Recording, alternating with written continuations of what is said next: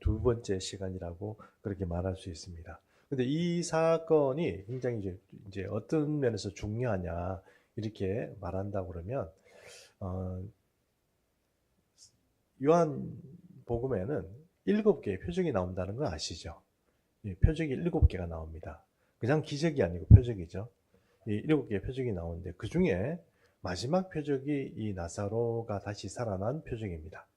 그러니 이 마지막 표적인 만큼 임팩트가 있고 어떤 중요도가 매우 있다 이렇게 말할 수가 있습니다. 표적과 기적의 차이는 일전에 우리가 한번 살펴봤습니다만 그래도 또 다시 한번 잠깐 소개를 한다면 표적과 기적의 차이가 무엇입니까? 기적은요 그냥 우리가 이해하지 못하는 어떤 방법으로 어떤 사건이 이렇게 일어나는 것입니다. 또 우리가 신적 영역에서 일어나는 그런 사건, 일들이 우리 삶 가운데 일어나는 것이죠. 근데 표적은 그 기적의 뒤에 어떤 메시지를 가지고 있습니다. 그 메시지들이 어떤 거냐면 첫 번째는 예수님이 누구신가 하는 것을 소개하는 그런 메시지들이 그 표적 뒤에는 숨어 있습니다. 그래서 요한복음의 7가지 표적에는 반드시 예수님이 누구신가를 우리에게 소개시켜주고 그분이 그런 분이기 때문에 어떤 일을 하시는 거다 하는 식으로 그렇게 우리에게 표적이라고 이렇게 말씀해 주시며 소개를 하고 있다는 것입니다. 그러므로 오늘 일곱 번째 이 표적인 나사로가 다시 산 이 표적은 나사로 그 개인이 살아난 그런 사건들을 다루고 있는 게 아닙니다. 놀라운 일이죠. 죽었다가 살아났으니까요. 그러니까 예루살렘에서 그 나사로가 다시 살아난 사건은 굉장히 임팩트 있는 사건이고 놀라운 사건입니다. 오직했으면 그 예수님을 죽이려고 했던 사람들이 나사로 적을 죽여야 되겠다 이렇게 생각까지 했겠습니까? 나사로까지 죽여야 되겠다 이런 생각을 했습니다. 참 어처구니 없는 일입니다. 예수님이 나흘 만에 다시 살아난 사람을 살려놨더니 그걸 다시 죽이겠다고 나서는 사람이 있다는 것은 참 아이러니한 일입니다. 어쨌든 나사로가 다시 살아난 이 일은 굉장히 놀라운 일입니다. 그러나 여기 오늘 성경이 말하고 있는 것처럼 이것은 표적입니다. 표적이란 것은 예수님이 누구신지를 분명히 이 나사로 사건을 통하여서 우리에게 말하고 있다 하는 것입니다. 그럼 예수님이 누구십니까? 요한복음 11장 25절입니다. 예수께서 이르시되 나는 부활이요 생명이니 나를 믿는 자는 죽어도 살겠고. 예, 여기에 보니까 나는 부활이고 생명이다 이랬습니다. 예수님이 누구라는 것을 소개합니다. 나사로 사건이 일어나기 전에, 나사로 다시 사는 것이 일어나기 전에 예수님은 분명히 이렇게 말합니다. 나는 부활이고 나는 생명이다 이렇게 말합니다. 생명은 여러분 여기 말씀드린 것처럼 요한복음에서는 생명이 히브리 말로 뭐라고 얘기했다고 혹시 기억나십니까? 조회입니다. 조회. 기억나시죠? 예, 조회. 이 조회는 우리가 알고 있는 그냥 사람이 살다가 죽고 노쇠에 죽고 뭐 병들어 죽고 이런 어떤 죽고 사는 그런 문제에 있어서 생명이 아닙니다. 이 조회는 여호와께서 그의 백성들에게 주는데 영원히 살아갈 수 있는 의미 있는 영원히 살아갈 수 있는 그런 생명을 주시는 것이 바로 이 조회입니다. 이 조회 부활시켜서 영원히 살아갈 수 있도록 하는 그 권세를 가진 분, 그분이 예수님이다. 그것을 표징으로 보여주는 것이 뭐다? 나사로, 바로 나사로가 다시 살아난 그런 어떤 사건이다. 이렇게 말할 수 있습니다. 그러므로 이 나사로 사건을 우리가 얘기할 때 나사로는 표적이 아니고 이것을 부활 사건이다 이렇게 말할 수는 없습니다. 그러니까 부활이라는 것은 여러분 새로운 몸을 입는 거거든요. 예수님이 부활의 첫 열매잖아요. 예수님이 새로운 몸을 입고 병들지 않고 죽지 아니하고 또 깨끗한 그런 어떤 몸을 입는 것처럼 우리도 그렇게 될 것이라는 것이 부활이거든요. 근데 나사로는 어떻습니까? 나사로는 부활체를 입은 게 아니죠. 원래 있던 그 몸을 다시 얻은 겁니다. 원래 있던 그 몸을 얻은 거죠. 그렇기 때문에 나사로의 사건을 부활한 것이다 이렇게 말할 수는 없습니다. 그러나 이 나사로 사건을 통해서 사람들은 이렇게 생각하게 될 것입니다. 어떻게 생각하게 되냐면 하나님께서 그 속에 이 조회를 주시니까 저 육체가 살아나는구나. 우리가 몸을 가지고 있는 우리의 몸 자체가 조회와 그리고 썩어 문드러질 그런 육체가 한꺼번에 같이 있는 것이 바로 우리 자신이구나. 이거를 여러분 그 나사로 사건을 통해서 거기 있는 사람들이 알게 되는 것이죠. 그러므로 주님이 그토록 영의 생명, 영의 영생을 준다. 뭐 이런 것들의 의미가 바로 이 나사로 사건을 통해서 본 예루살렘 사람들은 이게 분명히 이런 게 이렇게 분리되는구나 아는 겁니다. 왜 이런 얘기를 하냐면 당시 예루살렘에 있는 유대인들의 생각은요, 모든 것이 이렇게 하나라고 생각했어요. 육신도 하나, 뭐 영도 하나, 뭐 이런 우리가 분리됐다고 생각하고 나중에 죽고 살고 이런 때문에 영이 분리되고 이렇게 되는 게 아니고 무조건 하나라고 있다고 생각해요. 영이 뭐 따로 특별히 있다기보다는 그냥 그것이 영과 혼과 육신이 하나로 있다 이렇게 생각해요. 한 일체다 이렇게 생각했어요. 그래서 심지어 사두개인은요 부활이 없다고 그랬어요. 우리는 여기 세상에서 살다가 죽으면 그 존재는 끝이 난다고 그랬어요. 유대인들이조차도 그런 생각을 했다는 겁니다. 그러나 주님은 그 이 사건을 통해서 생명을 누가 주느냐 하는, 그리고 생명을 주면 그것이 비록 육신이 완전히 썩었던 그 문드러진 상황에서도 다시 살아나게 된다는 것을 이제 알게 된다는 거예요. 그리고 그분이 예수님이 누군지 그것들을 알게 된다 하는 것입니다. 그러므로 이 표적이 죽음을 이기신다는 그런 어떤 메시지가 될 수 있다는 것입니다. 죽음보다 앞서고 죽음보다 위대한 그런 어떤 분이 예수님이다 하는 것을 말하고 있다는 것입니다. 요한복음 11장 37절에서 38절입니다. 그 중 어떤 이는 말하되 맹인의 눈을 뜨게 한 이 사람이 그 사람은 죽지 않게 할 수 없었더냐 하더라. 이 예수께서 다시 속으로 비통히 여기시며 무덤에 가시니 무덤이 구리라 돌로 막았거늘. 여기 보니까 이 예루살렘의 당시에 있던 그 나사로의 어떤 장례를 보러 왔던 많은 사람들이 지금 지켜보고 있습니다. 지켜보면서 첫 번째 어떤 인식을 가지고 있느냐면 장님의 맹인의 눈을 뜨게 한 저 사람이라는 인식을 가지고 있어요. 저 사람은 예수님의 저분은 무슨 질병이든지 고칠 수 있다는 것을 아는 거죠. 저분 앞에 가면 모든 질병은 고쳐질 것이다. 저분이 마음만 먹고 무슨 일을 하시면 못 고칠 질병이 아무것도 없다. 심지어 태어나면서부터 눈도 없는 사람에게 눈을 만들어 주시고 눈을 뜨게 했다. 저런 분 위대한 분이다. 뭐 이런 인식들은 가지고 있었다는 겁니다. 그러나 그분들조차 어떤 생각을 하고 있었냐면 그래도 이왕 죽었는데 어떻게? 죽어버리면 방법 없는 거 아닌가? 이런 생각을 했다는 거예요.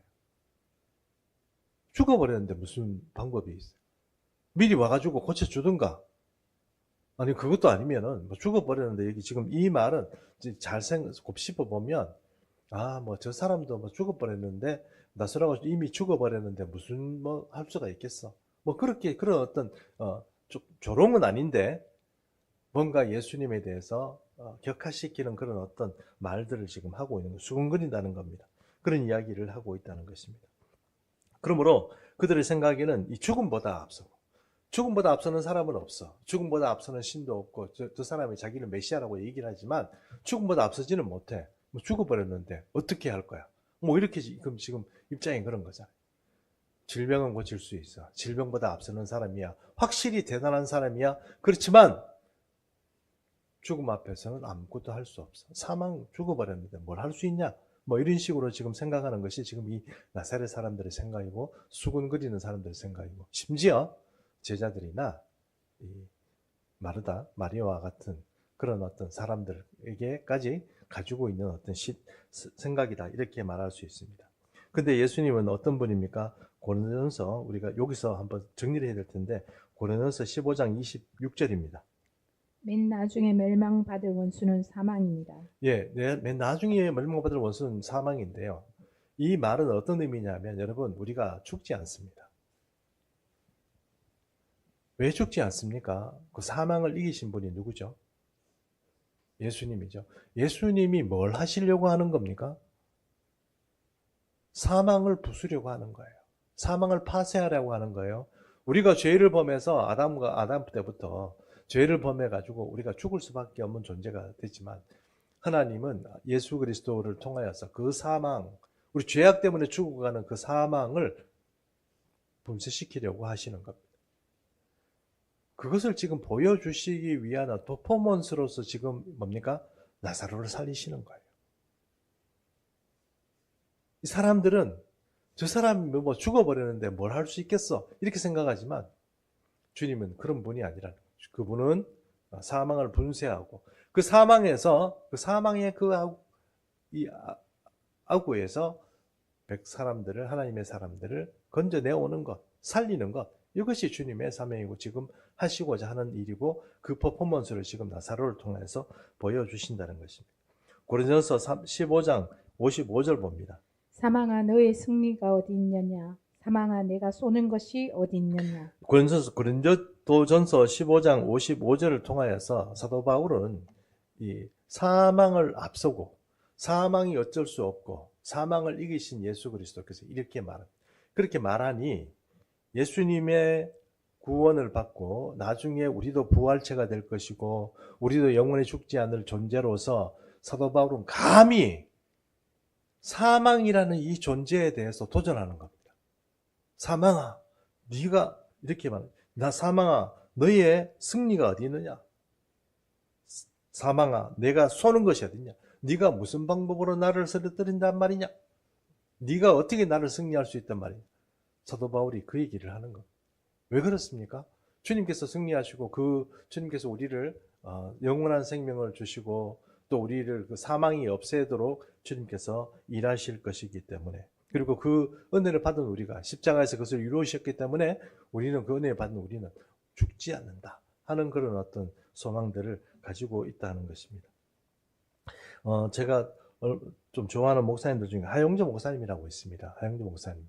하영조 목사님 여러분 온누리교회 지금은 소천하셨지만 온누리교회를 담임하시던 분이잖아요. 이분이요 목회 말년에 굉장히 중병이 두 개가 들었습니다. 하나는 이제 간암입니다. 간암에 들어가지고 6차례나 간암 수술을 했어요. 긁어내는 거죠. 그 간을 긁어내 6차례 수술을 했어요. 차도가 있었을까요? 차도가 있었으면 지금도 살아 계시겠죠. 그런데 또 거기에다가 또 투석을 하게 됐습니다. 투석을 한다는 것은 신장이 안 좋다는 얘기거든요. 잠도 제대로 안 자고 막 열심히 일하니까 결국은 이제 여러분 잠 잘 주무시기 바랍니다. 잘 주무셔야 돼요. 잠을 잘 안 주무시고 자꾸 밤에 설치고 막 이러고 그러면 콩팥이 나빠집니다. 그러니까 콩팥이 가장 영향을 주는 게 음식 뭐 이런 거라고 얘기하는데 그게 아니고 잠입니다. 잠을 규칙적으로 잘 주무시는 거 중요합니다. 스트레스 받지 말고.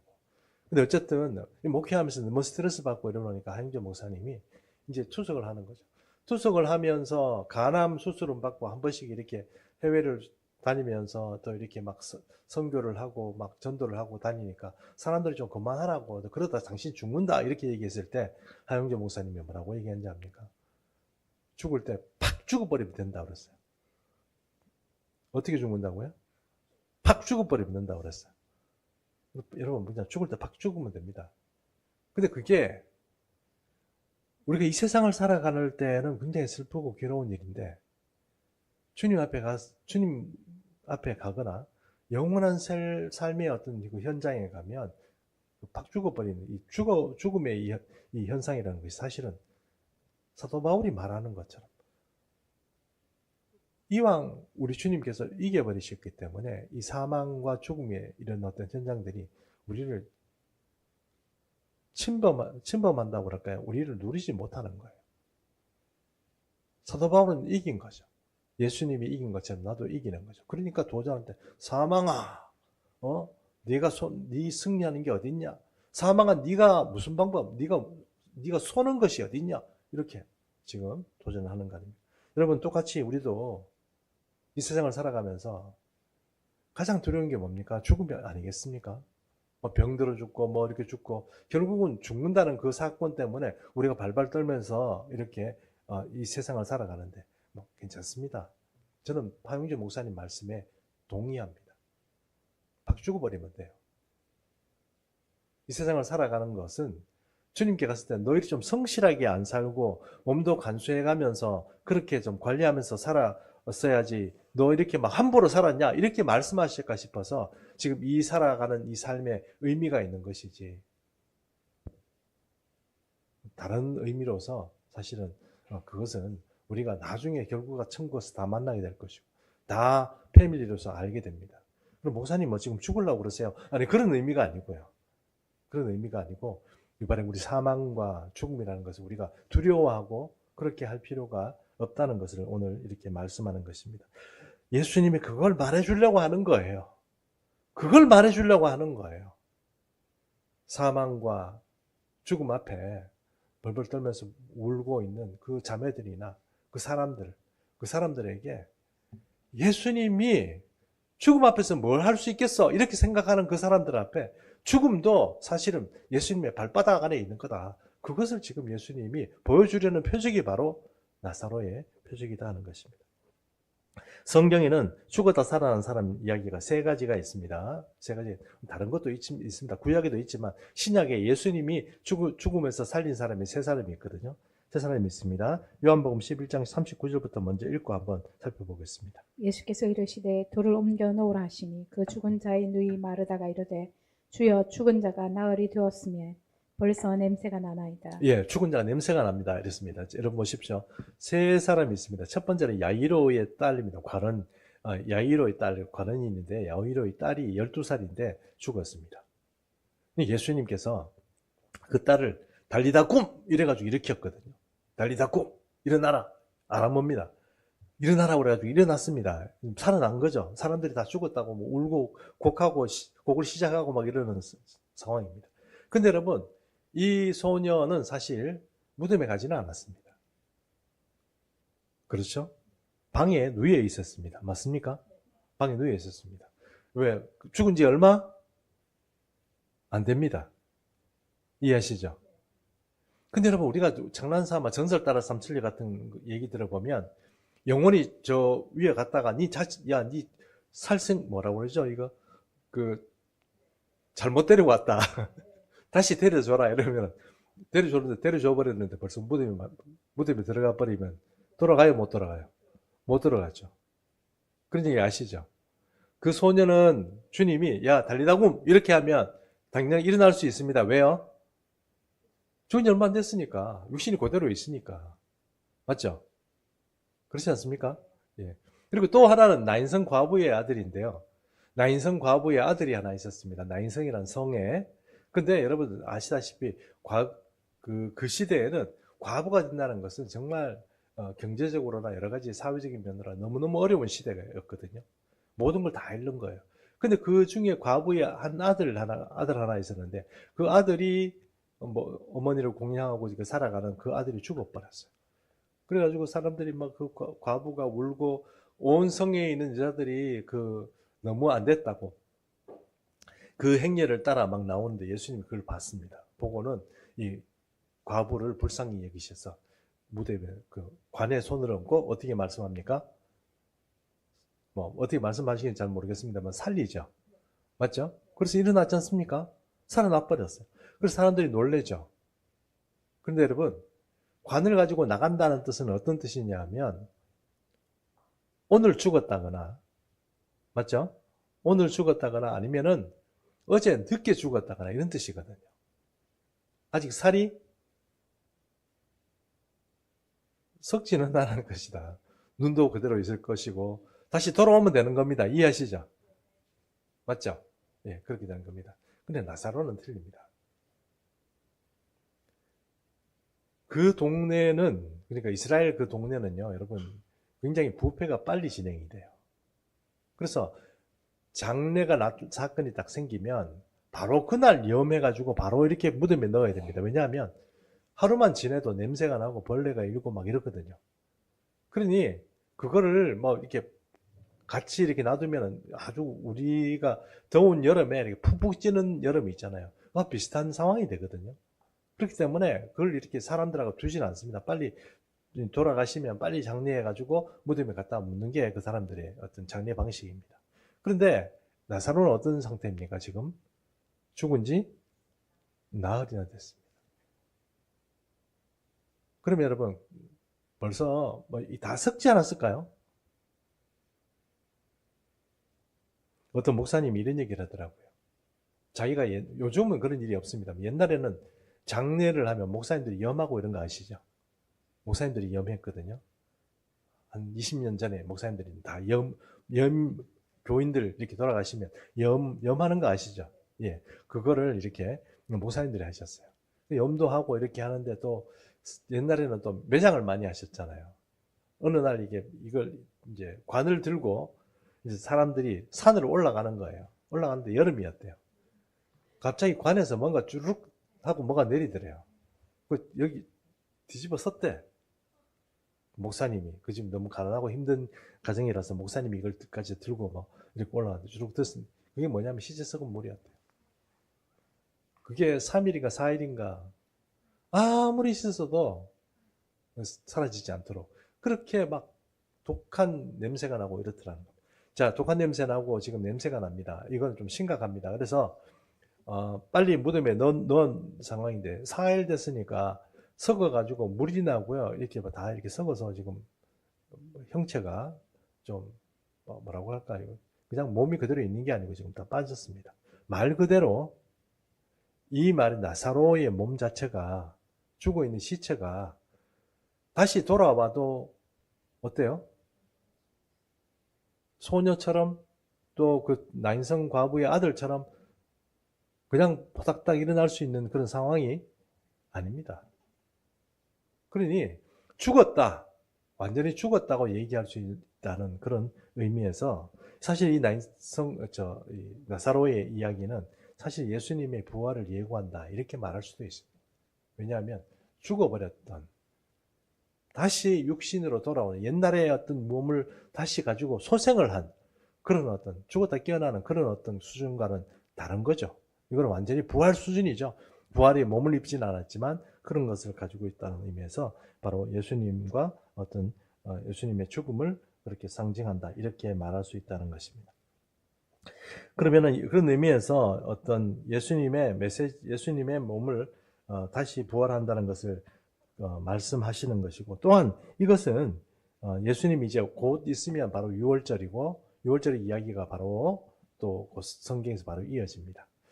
요한복음을 반으로 딱 나누면요 11장까지 딱 반으로 나눌 수 있습니다. 그러니까 나사로가 다시 부활한 요 사건까지 11장까지가 반이고 12장은 전혀 다른 이야기가 또 전개가 됩니다. 그래서 11장까지 있었던 이 반까지 이야기 중에 가장 중요한 어떤 예수님의 자기에 계시는 부활이고 생명이다라는 거예요. 질병뿐만 아니고 죽음보다 더 앞서고 더 위대하시고 더 힘이 센 그분이 바로 예수님이다 하는 것을 말하고 있다는 것입니다.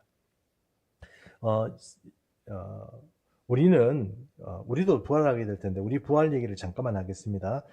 데살로니가전서 4장 16절에 17절 주께서 우령과 천사장의 소리와 하나님의 나팔 소리로 친히 하늘로부터 강림하시리니 그리스도 안에서 죽은 자들이 먼저 일어나고 그 후에 우리 살아남은 자들도 그들과 함께 구름 속으로 끌어올려 공중에서 주를 영접하게 하시리니 그리하여 우리가 항상 주와 함께 있으리라. 우리도 부활할 때 두 가지 상태에서 부활할 수 있습니다. 첫 번째는 나사로처럼 죽은 거예요.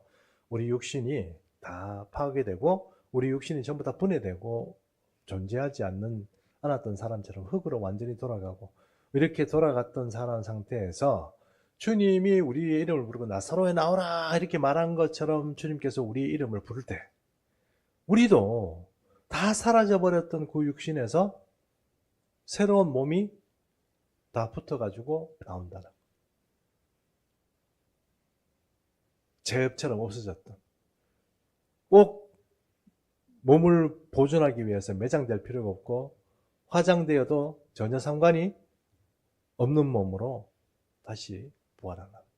또 우리가 이 시대를 살다가 이 시대를 어떻게 설명할지는 잘 모르겠습니다만 이 시대를 살다가 주님이 오셔가지고 우리 나팔을 부르고 우리 이름을 부르면 올라오라 이렇게 하시면 바로 그냥 우리 몸이요 뾰로롱 하고 바뀌어가지고 이렇게 올라가요. 새로운 몸을 입고 올라갑니다. 그게 부활체가 돼버려요. 죽었다가 완전히 썩어서 문지르진 육체에서 주님의 음성을 듣고 하늘로 다시 올라가게 돼요. 영혼이 올라간다는 얘기 아닙니다. 부활체로 완전히 이렇게 올라갈 때. 그때를 부활이라고 그러고, 또한 우리가 여기 살아있는 우리도 부활하게 되는 거. 그 얘기를 지금 여기 뭡니까? 데살로니가전서 4장 16절에 17절에 한다는 겁니다. 왜 이런 얘기를 자꾸 하냐면, 그 사람들은 죽어버리는데 어떻게 썩었어 벌써. 냄새가 나. 그 얘기, 냄새가 난다는 얘기는 벌써 죽어가지고 문드러져가지고 사람이 뭐 어떻게 살리고 뭐 이렇게 고치고 이런 게 아니다. 뭐 죽어버렸다. 이건 끝이다. 이렇게 생각했던 거기서 주님이 지금 그 사람을 살리는 그런 일을 한다는 것입니다. 결과적으로 나사로는 예수님의 부활을 이제 전하고자 하는 것입니다. 요한복음 11장 45절에서 46절입니다. 마리아에게서 와서 예수께서 하신 일을 본 많은 유대인이 그를 믿었으나 그 중에 어떤 자는 바리새인들에게 가서 예수께서 하신 일을 알리니라. 여기서 예수님이 하신 나사로가 다시 살아난 것을 보고 많은 사람들이 그를 믿게 되었습니다. 예수님을 믿게 되었습니다. 죽었다가 살아났으니까 얼마나 놀라운 일입니까? 근데 또 어떤 사람은 그 사실을 보고도 바리새인한테 가서 고발하는 거죠. 바리새인들한테 고발하는 겁니다. 바리새인들이 큰일 났다 싶은 거예요. 왜요? 사람이 죽었다가 나흘 만에 살아났으니 저런 기적을 일으키면 사람들이 뭡니까? 우리 유대교를 따르는 게 아니고 저 예수교를 다 따라가겠다는 생각이 들지 않았겠습니까? 그들의 어떤 제자가 다 될 것이다. 이렇게 생각했지 않았는 것입니까? 그래서 이 바리새인과 같은 그런 사람들은요, 요한복음 11장 53절에 보니까 이날부터 그들이 예수를 죽이려고 모의하더라 그랬습니다. 구체적으로 저 죽여야 된다 생각을 하고 그냥 어떤 사람들은 반대하고 어떤 사람들은 뭐 찬성하고 그런 복잡한 상황이었는데 이제부터는 어떻게 합니까?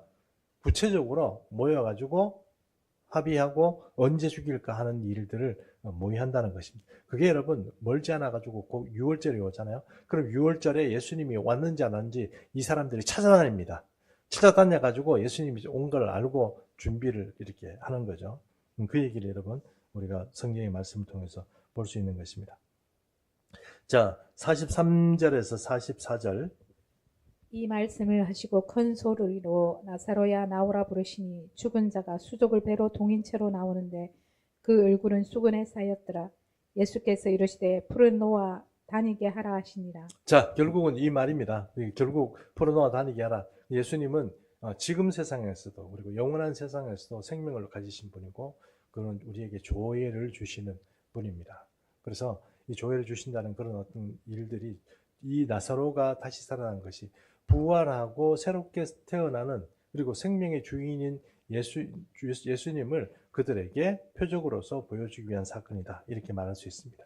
자, 정리하겠습니다. 이제 이 나사로 다시 살아난 사건을 정리하겠습니다. 정리하는데 이겁니다. 이 정리할 때 우리가 포인트를 잡아야 될 것은 그러면 그때 주님이 울기도 하시고 비통하게 여기시기도 하셨는데 그런 어떤 예수님의 감정은 왜 그랬을까요? 볼까요? 요한복음 11장 33절부터 봅니다. 예수께서 그가 우는 것과 또 함께 온 유대인들이 우는 것을 보시고 심령에 비통히 여기시고 불쌍히 여기사. 이게 뭐냐면 마리아가 자기가 마리아가 먼저 가고 나서 마리아가 예수님 동굴 밖으로 찾아왔잖아요. 그래서 예수님이 계셨으면 정말 우리 오라버니가 죽지 않았겠습니다 하고 막 비통하게 우니까 그 따라온 여자들까지 막 같이 막 엎어져가지고 막 우는 거예요. 근데 예수님이 그때 오늘 여기에 말한 것처럼 비통하다고 그랬습니다. 비통하다. 그 다음에 또 37절에 38절입니다. 그 중 어떤 이는 말하되 맹인의 눈을 뜨게 한 이 사람이 그 사람은 죽지 않게 할 수 없었더냐 하더라. 이에 예수께서 다시 속으로 비통히 여기시며 무덤에 가시니 무덤이 구리라 돌로 막았거늘. 자, 여러분 결론적인 얘기는 이겁니다. 비통하다는 말 표현이 어떤 뜻이냐면 슬프다, 가슴이 찢어지게 아프다, 그다음에 통분이 여기다, 분노하다 이런 여러 가지 의미가 포함된 게 비통하다는 뜻이잖아요. 분노하여 너무 슬프다라는 그런 어떤 의미가 있잖아요. 근데 예수님이 지금 비통한 이유가 뭐 때문이고 누구를 향하여서 비통한 겁니까? 지금 누구를 향해서 비통한 거죠? 죽은 나사로 때문에 비통한 겁니까? 나사로를 살린다는 것 다 분명히 쟤는 내가 살린다? 이런 생각 가지고 계신 분이 그것 때문에 슬프다. 이렇게 하시는 거예요? 아니면 마르다와 마리아를 보고 비통하시는 거예요? 그래서 그때 막 우는 사람들을 보고 안 됐다. 그런 마음으로 비통해 하시는 거예요. 그리고 저 사람이 질병도 고치고 눈도 뜨게 한 사람이 저 나사로 하나 못 살렸나? 어떻게 그런 말로 이 사망과 이 죽음을 예수님보다 앞세운 사람들의 그런 속닥거리는 이야기를 듣고 비통하셨다고 그러는데 그 비통함은 또 뭡니까? 결론적으로 얘기하면 예수님의 비통함은 사망과 죽음으로 사람들을 얽매고 그들 위에 올라타고 있는 악한 마귀와 사망의 권세에 대해서 예수님이 비통하신 거예요. 우리에게 생명을 주시는, 우리에게 부활을 주시는 우리 주님이 계심에도 불구하고 그 신앙이 없고 그 믿음이 없어서 사람 죽었다고 지금 전부 다 붙어앉아가. 여러분 장례하면 슬프죠. 이별이니까. 그러나 그럼에도 불구하고 예수님이 오셨음에도 불구하고 예수님이 계셨으면 예수님이 빨리 좀 오시든지 아니면 왜 아무것도 못했나 이런 식으로 얘기하는 사람들의 어떤 시선, 그들이 가지고 있는 사고, 그런 신앙, 믿음 이런 것들에 대해서 주님께서는 비통히 여기시는 거예요. 나를 제대로 알고 나를 제대로 믿으면 저들이 저런 태도로 가지고 있지는 않을 텐데 사망에 눌리고 죽음에 눌려가지고 사람들이 저렇게밖에 생각 못하는구나 하는 것입니다. 결론적으로 오늘 우리의 주님께서 말씀하시는 것은 주님은 우리에게 부활이고 생명입니다. 그 자체입니다.